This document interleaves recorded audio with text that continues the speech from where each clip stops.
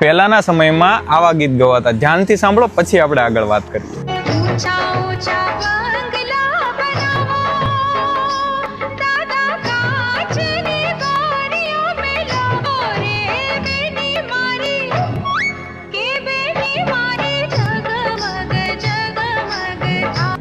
આજકાલ હવે બેનીને બંગલા નહીં પણ 12-35 ગાળા ગોતી દેવા જોઈએ. કેમ લાગે તમને?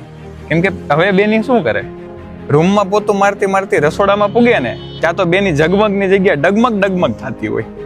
શું કામે? કેમ કે પહેલાની બહેનોને આખા 1-1 વીઘાના ફળિયા વાળવા પડતા હતા, ગાયું ભેંસી દોવી, છાશું કરવી, આ બધું કરીને વહેલા ઉઠતા, એટલે એ લોકો બંગલા સાફ કરીએ કે એવી કેપેસિટી હતી.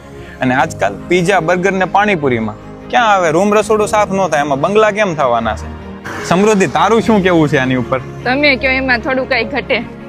તમારું શું કેવું છે કોમેન્ટ કરીને કહેજો અને શેર કરજો આવી બેનીને.